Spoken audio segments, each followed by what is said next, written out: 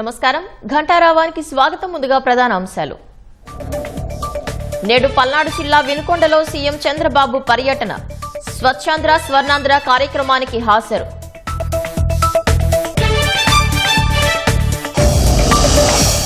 సుబ్రహ్మణ్యం హత్య కేసును నీరుగార్చిన వైసీపీ ప్రభుత్వం. అనంతబాబు ఆయన భార్య పాత్ర నిగ్గు తేల్చిన సిట్.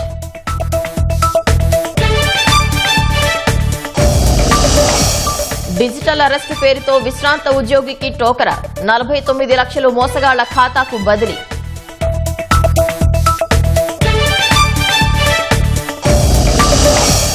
టారిఫ్ల అంశంలో ట్రంప్నకు భారీ ఎదురుదెబ్బ. సుంకాలు చెల్లవంటూ అమెరికా సుప్రీంకోర్టు తీర్పు.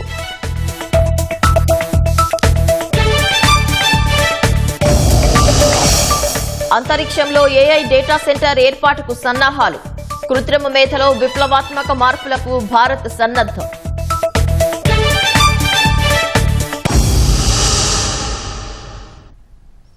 ముఖ్యమంత్రి చంద్రబాబు నేడు పల్నాడు జిల్లా వినుకొండలో పర్యటించనున్నారు. స్వచ్ఛాంధ్ర స్వర్ణాంధ్ర కార్యక్రమంలో సీఎం పాల్గొంటారు.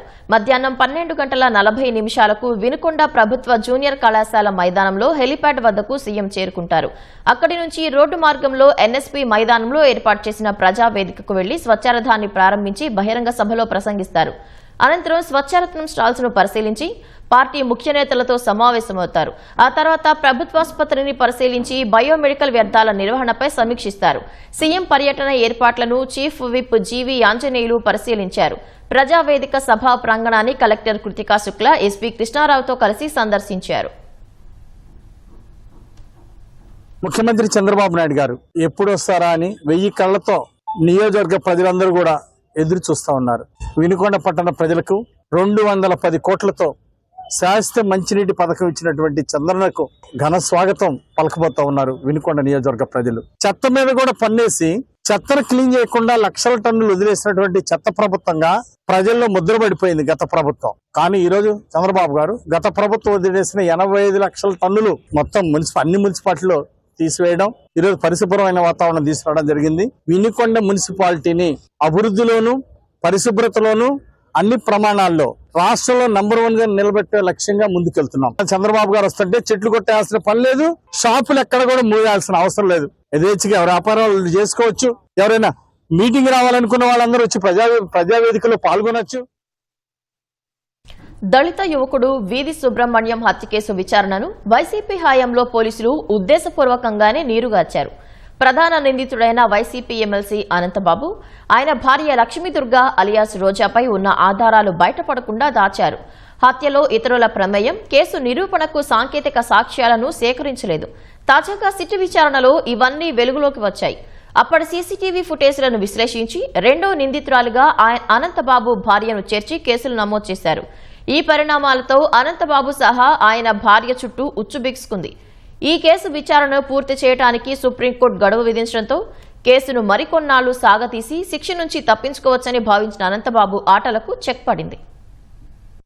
2022 మే 19 రాత్రి 10 గంటల సమయంలో వైసీపీ ఎమ్మెల్సీ అనంతబాబు తన దగ్గర డ్రైవర్గా పనిచేసి మానేసిన సుబ్రహ్మణ్యాన్ని కారులో తీసుకెళ్లి తీవ్రంగా కొట్టి చంపారు. మృతదేహాన్ని డోర్ డెలివరీ చేశారు. ఈ ఉదాంతాన్ని రోడ్డు ప్రమాదంగా చిత్రీకరించాలని పన్నాగం పన్ని మృతుని తల్లిదండ్రులకు అదే చెప్పారు. సుబ్రహ్మణ్యం ఒంటిపై గాయాలు చూసి ఇది హత్యేనని వారు నిలదీయడం, ఎస్సీ సంఘాల ఆందోళనలతో సర్పవరం పోలీసులు అనుమానాస్పద మృతిగా కేసు నమోదు చేశారు. శరీరంపై 31 గాయాలు, అంతర్గతంగా మరో 3 తీవ్ర గాయాలున్నట్లు పంచనామా నివేదిక ఉన్నా తానే హత్య చేశానని అనంతబాబు అంగీకరించాక గాని కేసు నమోదు చేయలేదు. ఎమ్మెల్సీకి ఇంకొందరు సాయం చేశారని, వారిని అరెస్టు చేయాలని మృతుని తల్లిదండ్రులు ఫిర్యాదు చేసినా పోలీసులు పట్టించుకోలేదు.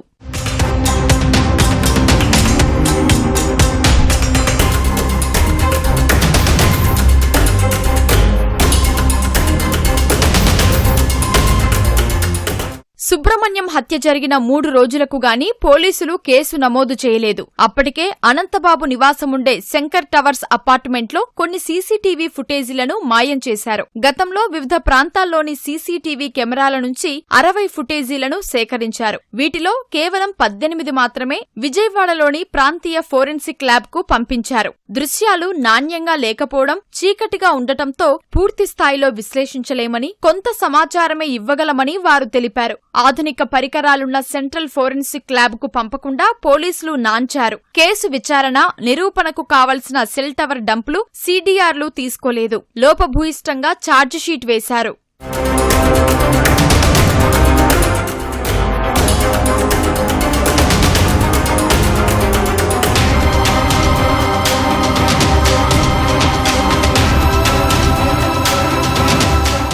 కూటమి ప్రభుత్వం నియమించిన సిట్ కీలకమైన సీసీటీవీ ఫుటేజీలను సేకరించింది. హత్యకు ముందు, తర్వాతి రోజుల దృశ్యాలన్నీ 100 గంటలు ఉండగా నిశితంగా పరిశీలించి Hyderabad, Chennai central forensic lab కు పంపించారు. అనంతబాబు, ఆయన భార్య కలిసి హత్య జరిగిన ప్రదేశం అనంతరం అపార్ట్మెంట్లో ఉన్నట్లు సిట్ శాస్త్రీయ నివేదిక ఇచ్చింది. సుబ్రహ్మణ్యం శరీరంపై చీలికలు, దెబ్బలున్నాయని, 2-3 బలమైన వస్తువులతో దాడి చేశారని ఫోరెన్సిక్ అధికారులు పేర్కొన్నారు. భుజం దగ్గర చేతిగోళ్ల రక్కులున్నాయని, హత్యలో 2-3 పాల్గొనే అవకాశం ఉందని తెలిపారు. తీవ్ర గాయాలు, షాక్, భయం, ఒత్తిడి కలిసి మరణానికి దారితీసి ఉండొచ్చని ఫోరెన్సిక్ అధికారులు వివరించారు.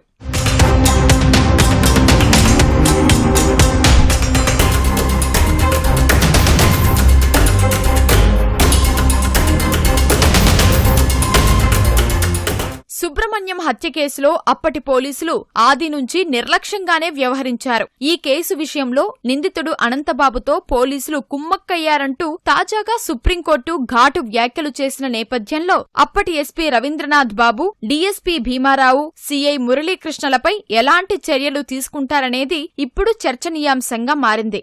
ఎమ్మెల్సీ అనంతబాబు గారు క్షణికావేశంలో సుబ్రహ్మణ్యాన్ని నెట్టడం వల్ల అపార్ట్మెంటు డ్రైనేజీలో పడటంతో తలకు ఇనుప గ్రిల్ తగిలి చనిపోయాడంటూ అప్పటి ఎస్పీ మీడియా సమావేశంలో నమ్మబలికే ప్రయత్నం చేశారు. మృతుని శరీరంపై గాయాలు ఎక్కువగా ఉండటంతో కుటుంబ సభ్యులు, ఎస్సీ సంఘాల ఆందోళనలతో హత్య కేసుగా మారింది. అప్పుడు కేసును నీరుగార్చే ప్రయత్నం చేసిన వారంతా ఇప్పుడు చిక్కుల్లో పడ్డారు. ఆనాడు ఏదైతే ఈ విచారణలో ఉన్న లోపాలను మేము ఎత్తి చూపామో సుప్రీంకోర్టు ప్రధాన న్యాయమూర్తి గారు ధృవీకరించారు. పొలిటికల్ పవరు మరియు పోలీసు మధ్య సంబంధాలు ఎలాగుంటాయో ఈ కేసులో స్పష్టంగా వాళ్ళకున్న నెక్సెస్ ఏంటో స్పష్టంగా దీంట్లో నిర్ధారణ అయిందని చెప్పారు.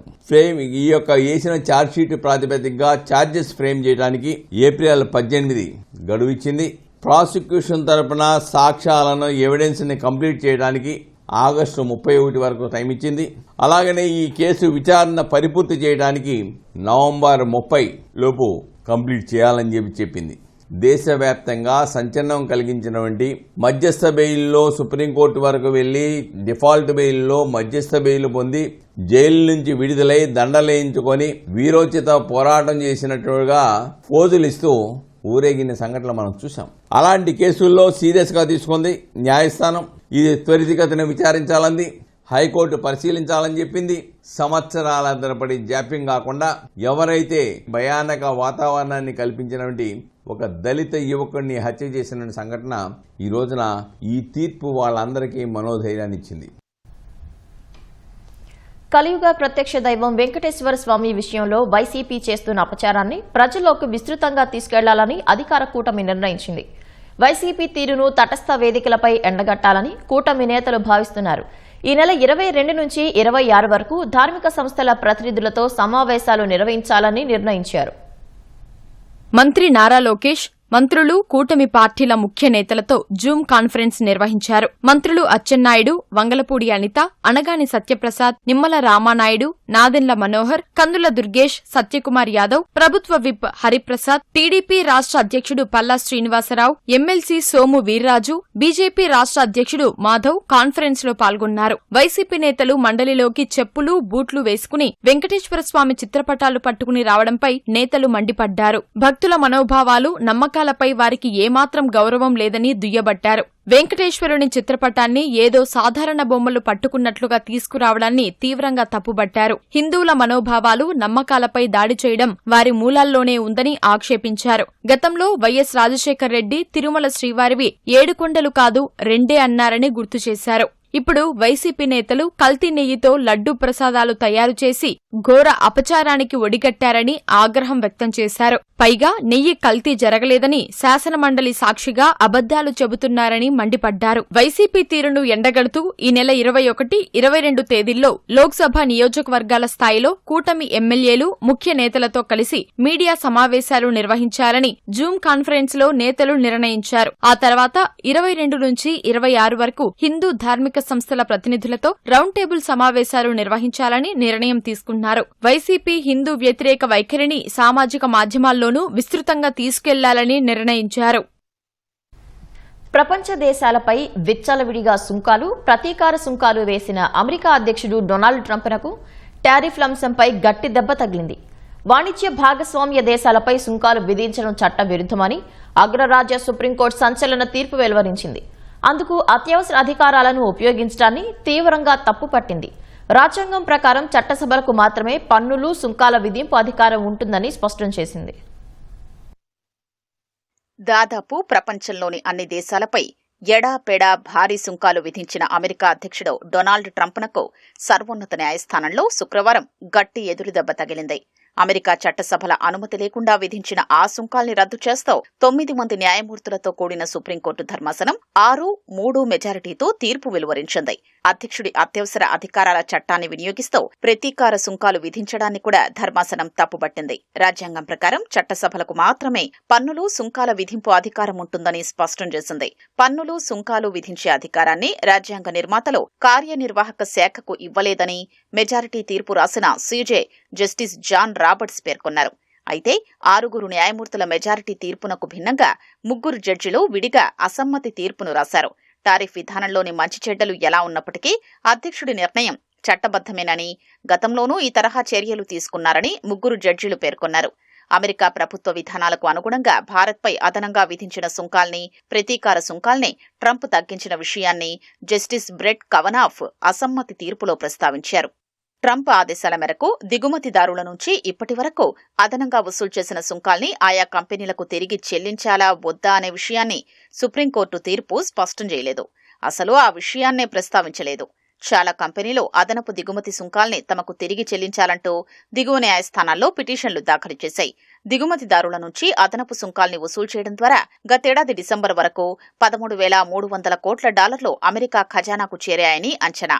దిగుమతి, ప్రతీకార సుంకాల వసూల్ని సుప్రీంకోర్టు రద్దు చేయడం వల్ల ఆ మొత్తాల తిరిగి చెల్లింపులో గందరగోళ పరిస్థితి ఏర్పడుతుందని అసమ్మతి తీర్పు రాసిన జడ్జి జస్టిస్ కవనాఫ్ పేర్కొన్నారు. అదనపు సుంకాల వసూల్ని నిలిపివేసినా, వసూలు చేసిన మొత్తాల్ని తిరిగి చెల్లించాల్సొచ్చినా ట్రంప్ ప్రభుత్వ ఆదాయ అంచనాలో తలకిందులయ్యే అవకాశముంది. వచ్చే 10 ఏళ్లలో అదనపు సుంకాల వసూళ్లు $3 లక్షల కోట్ల మేర ఉంటాయని అంచనా ఉన్నాయి. సుప్రీంకోర్టు తీర్పుపై అమెరికాలోని దిగుమతి కంపెనీల సంఘాలు హర్షం వ్యక్తం చేశాయి. సుప్రీంకోర్టు నిర్ణయం అమెరికాకు అవమానకరమని ట్రంప్ అన్నారు. ఈ తీర్పుతో భారత్తో కుదిరిన ఒప్పందానికి వచ్చే ముప్పేమీ లేదని తెలిపారు. ఈ కోర్టులను ఏదో ఒకటి చేయాలని, వివిధ దేశాలపై సుంకాల విధింపులో వెనక్కి తగ్గేది లేదని స్పష్టం చేశారు. అమెరికా విధించిన సుంకాలు, ప్రతీకార సుంకాలపై సుప్రీంకోర్టు నిర్ణయం ఆ దేశానికి అవమానకరమని ట్రంప్ అన్నారు. ఆ జడ్జీలను చూసి సిగ్గుపడుతున్నానని తెలిపారు. వారి తీర్పు నన్ను తీవ్రంగా నిరాశపరిచిందన్న ట్రంప్ ధర్మాసనం విదేశీ ప్రభావానికి గురైనట్లుందని ఆరోపించారు. ఈ కోర్టులను ఏదో ఒకటి చెయ్యాలని, వివిధ దేశాలపై సుంకాల విధింపులో వెనక్కి తగ్గేదే లేదని స్పష్టం చేశారు. అంతర్జాతీయ అత్యయిక ఆర్థిక అధికారాల చట్టంలోని సెక్షన్ 122ని ఉపయోగిస్తూ ప్రపంచ దేశాలపై అదనంగా 10% సుంకం విధిస్తానని చెప్పారు. భారత్తో కుదిరిన ఒప్పందానికి వచ్చే ముప్పేమీ లేదని ట్రంప్ వెల్లడించారు. Nothing changes. They'll be paying tariffs, and we will not be paying tariffs. Our deal with India is they pay tariffs. This is a reversal from what it used to be, as you know. India, and I think Prime Minister Modi is a great gentleman, a great man, actually, but he was much smarter than the people that he was against in terms of the United States. He was ripping us off in India. So we made a deal with India, and it's a fair deal now, and we are not paying tariffs to them, and they are paying tariffs. We did a little flip. America supreme court తీర్పుతో Britain, Japan, ఐరోపా సమాఖ్య, Malaysia, Bharat, Indonesia, Vietnam తదితర దేశాలతో అగ్రరాజ్యం కుదుర్చుకున్న వాణిజ్య ఒప్పందాలన్నీ నిరర్థకంగా మారనున్నాయి. ఆయా దేశాలు ఈ ఒప్పందాలను బుట్ట దాఖలు చేసే అవకాశం ఉంది. ట్రంప్ ఈ తరహా సుంకాలను అంతర్జాతీయ అత్యయిక ఆర్థిక అధికారాల చట్టంలోని సెక్షన్ 301, సెక్షన్ 232 కింద విధించేందుకు ప్రయత్నించవచ్చు. అయితే అందుకు ప్రజామోదం మళ్లీ పొందాల్సి ఉంటుంది. తత్ఫలితంగా జరిగే జాప్యం మళ్లీ న్యాయపరమైన సవాళ్లను లేవనెత్తే అవకాశం ఉంది. ఆయా సెక్షన్ల కింద విధించే సుంకాలు అన్ని దేశాలకు ఏకరూపంగా వర్తించవు. తాజా తీర్పు వాణిజ్య విషయాల్లో అమెరికా పార్లమెంటుదే పైచేయి అని స్పష్టం చేసింది. సుంకాలను ఆయుధాలుగా ఉపయోగించి ఇష్టారాజ్యం చెలాయించే అధ్యక్షుడి ప్రవృత్తికి కళ్లెం వేసింది.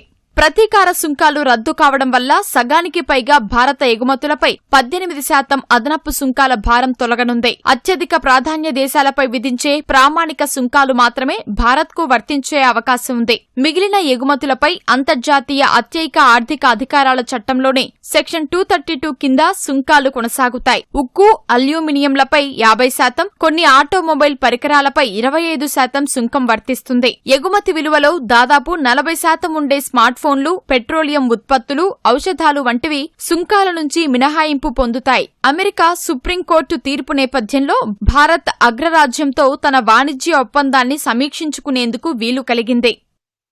కృత్రిమ మేధ సాంకేతికతలో విప్లవాత్మక మార్పులకు భారత్ సన్నద్దమవుతోంది. భూమిపై ఉన్న డేటా సెంటర్లకే పరిమితం కాకుండా ఏకంగా అంతరిక్షంలోనే ఏఐ డేటా సెంటర్ను ఏర్పాటు చేసేందుకు దేశీయ deep tech cloud platform Neev cloud సన్నాహాలు చేస్తుంది. ఈ మేరకు ప్రతిష్టాత్మక ఏఐ సమ్మిట్ వేదికగా నీవ్ క్లౌడ్ కీలక ప్రకటన చేసింది. అంతరిక్షంలో భారత తొలి ఏఐ డేటా సెంటర్ ఏర్పాటుకు అడుగులు పడుతున్నాయి. భారతదేశపు మొట్టమొదటి స్వదేశీ ఏఐ డేటా సెంటర్ మాడ్యూల్ను లో ఎర్త్ ఆర్బిట్ లో ప్రయోగించేందుకు ప్రైవేట్ స్పేస్ అంకుర సంస్థ అగ్నికుల్ కాస్మోస్ తో నీవ్ క్లౌడ్ భాగస్వామ్యం కుదుర్చుకుంది. ఈ ఏడాది చివరి నాటికే పైలట్ ప్రాజెక్టులో భాగంగా దీన్ని ప్రయోగించాలని లక్ష్యంగా పెట్టుకుంది. భారతదేశ ఏఐ కంప్యూటింగ్ సామర్థ్యాలను సురక్షితంగా ఉంచే దీర్ఘకాలిక దృష్టితోనే ఈ అడుగు వేసినట్లు నీవ్ క్లౌడ్ వ్యవస్థాపకుడు సీఈఓ నరేంద్ర సేన్ తెలిపారు. అంతరిక్షంలో కేవలం ఒక డేటా సెంటర్ ను మాత్రమే నిర్మించడం లేదని, పూర్తిగా కొత్తదైన ఆర్బిటల్ ఇన్ఫరెన్సింగ్ ఇన్ఫ్రాస్ట్రక్చర్ ను నిర్మిస్తున్నట్లు చెప్పారు. భారత్ లో ఏఐ వినియోగం పెరిగే కొద్దీ కోట్లాది మంది యూజర్లకు సేవలందించాల్సి ఉంటుందని, అప్పుడు డేటా సెంటర్లపై విపరీతమైన భారం పడుతుందని ఆయన అంచనా వేశారు. ఆ డిమాండ్ ను తట్టుకోవడానికి ఇలాంటి భారీ మౌలిక సదుపాయాల విస్తరణ అత్యవసరమని నరేంద్ర సేన్ పేర్కొన్నారు.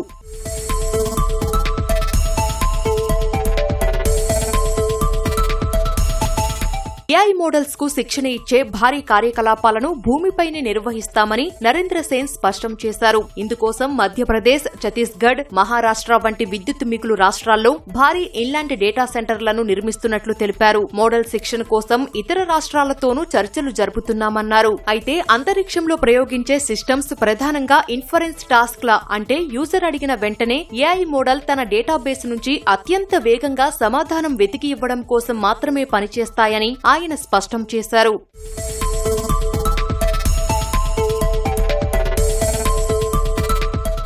అంతరిక్షంలో ఏర్పాటు చేసే ఈ ప్లాట్ఫామ్ ను ఆర్బిటల్ ఎడ్జ్ లేయర్ గా డిజైన్ చేస్తున్నట్లు Neev cloud chief AI officer Vijay Kumar Nadar చెప్పారు. దీని ద్వారా ఎలాంటి జాప్యం లేకుండా వేగంగా ఏఐ స్పందనలు అందుతాయన్నారు. కోర్ డేటా ప్రాసెసింగ్ అంతా గ్రౌండ్ స్టేషన్ లోనే జరుగుతుందని చెప్పారు. అంతరిక్షంలో ఉండే హార్డ్వేర్ రేడియేషన్ ను తట్టుకునేలా ఎక్కువ కాలం పాటు నిలకడగా పనిచేసేలా డిజైన్ చేస్తున్నట్టు తెలిపారు. స్వదేశీ రాకెట్ ప్రయోగ సామర్థ్యాన్ని, ఏఐ మౌలిక సదుపాయాల అభివృద్ధిని ఏకతాటిపైకి తెస్తున్న ఈ ప్రయోగం అంతరిక్ష ఆధారిత కంప్యూటింగ్ రంగంలో భారతదేశాన్ని గ్లోబల్ లీడర్ గా నిలపనుందని నిపుణులు భావిస్తున్నారు.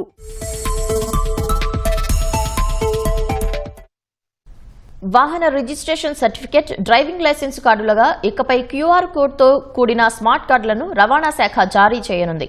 గత వైసీపీ హయాంలో బకాయిలు చెల్లించకపోవడంతో గుత్తేదారు తరచూ స్మార్ట్ కార్డుల సరఫరా ఆపేసేవారు. దీంతో లక్షల సంఖ్యలో కార్డులు పెండింగ్ ఉండేవి. చివరకు 2023 ఆగస్టు 1 నుంచి అసలు స్మార్ట్ కార్డుల జారీ విధానమే ఆపేశారు. వీటికి ఫీజు, పోస్టల్ ఛార్జ్ వసూలు చేయలేదు. కూటమి అధికారంలోకి వచ్చాక మళ్లీ స్మార్ట్ కార్డులనే ఇవ్వాలని నిర్ణయం తీసుకుంది. 2024 అక్టోబర్ 1 నుంచి రిజిస్ట్రేషన్ అయిన వాహనాలకు డ్రైవింగ్ లైసెన్సులు పొందిన వారికి ఆర్సీ, డిఎల్ స్మార్ట్ కార్డులు ఇచ్చేందుకు ఫీజులు వసూలు చేయడం ఆరంభించారు. ఈ కార్డుల సరఫరా, వాటిపై వివరాలను రాష్ట్ర స్థాయిలో ఒకే చోట ముద్రించడం, పోస్టులో పంపటం వంటివన్నీ గుత్తేదారుకే అప్పగించనున్నారు.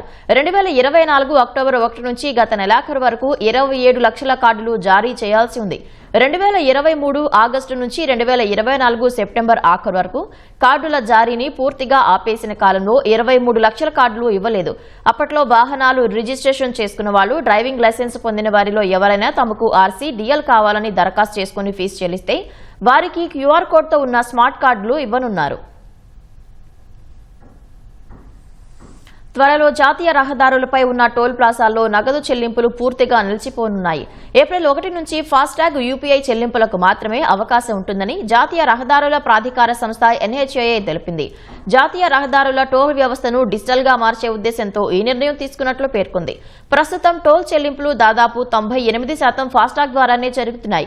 ఈ నేపథ్యంలో ఎలక్ట్రానిక్ చెల్లింపుల ప్రయోజనాలు, టోల్ వ్యవస్థను సమర్థంగా, విశ్వసనీయంగా మార్చే లక్ష్యంతో ఈ నిర్ణయం తీసుకున్నట్లు ఎన్హెచ్ఏఐ తెలిపింది. డిజిటల్ చెల్లింపుల వల్ల టోల్ ప్లాజాల వద్ద రద్దీతో పాటు ప్రయాణ సమయం కూడా తగ్గనుంది. దేశంలో ప్రస్తుతం జాతీయ రహదారులు, ఎక్స్ప్రెస్ వేలపై 1150 టోల్ ప్లాజాలు ఉన్నాయి. హర్యానాలోని ఫరీదాబాద్ లో అఖ్తర్ ఖాన్ అనే స్క్రాప్ డీలర్ నిజాయితీ చాటుకున్నారు. పొరపాటున పాత సామాన్లతో కలిసి తన వద్దకు వచ్చిన 15 లక్షల విలువైన బంగారాన్ని యజమానికి తిరిగి అప్పగించారు. దీంతో ఆయన్ను అంతా ప్రశంసించారు. ఫరీదాబాద్ కు చెందిన అశోక్ శర్మ కుటుంబం దొంగల భయంతో తమ వద్ద ఉన్న 100 గ్రాముల బంగారాన్ని భద్రంగా ఉంటుందని భావించి కొన్ని పనికిరాని వస్తువులు ఉన్న సంచిలో దాచిపెట్టారు. దీపావళి పండుగకు ముందు ఇల్లు శుభ్రం చేసే క్రమంలో ఆ సంచిలో బంగారం ఉన్న విషయాన్ని మర్చిపోయారు. దాన్ని పనికిరాని వస్తువులుగా భావించి హాజీ అఖ్తర్ ఖాన్ అనే స్క్రాప్ డీలర్ కు అమ్మేశారు. ఆ తర్వాత విషయం గుర్తుకు వచ్చి వెళ్లి వెతికినా కుప్పలుగా ఉన్న సామాన్లలో బంగారం దొరకలేదు. కొన్ని నెలల తర్వాత ఖాన్ తన యార్డులోని సామాన్లను వేరు చేస్తున్నప్పుడు ఆ సంచి కనిపించింది. అందులో సుమారు 15 లక్షల విలువైన 100 గ్రాముల బంగారు ఆభరణాలు ఉన్నాయి. పోలీసుల సమక్షంలో వాటిని యజమానికి అప్పగించారు. హర్యానాలో ఓ యాచకుడి వద్ద నోట్ల కట్టలు చూసి స్థానికులు ఆశ్చర్యపోయారు. అంబాలా నగరంలో రద్దీగా ఉండే రైల్వే రోడ్డు హనుమాన్ ఆలయం వద్ద చిరిగిన బట్టలు, మాసిన గడ్డంతో 3 చక్రాల సైకిల్పై లేఖరాజ్ అనే వృద్ధుడు భిక్షాటన చేసేవాడు. ఇటీవల అనారోగ్యానికి గురైన ఆ వృద్ధుడు ఆసుపత్రిలో చికిత్స పొందుతూ చనిపోయాడు. బంధువులు ఎవరూ లేకపోవడంతో ఓ స్వచ్ఛంద సంస్థ అంత్యక్రియలు నిర్వహించింది. అనంతరం పోలీసులు యాచకుడి వద్ద ఉన్న ట్రంక్ పెట్టెను స్వాధీనం చేసుకుని చూడగా 66,000 రూపాయలకు పైగా నగదు, 2 బ్యాంకు పుస్తకాలు లభించాయి. ఒక ఖాతాలో 3,32,000, మరో ఖాతాలో 400 రూపాయలకు పైగా జమ చేసినట్లు గుర్తించారు.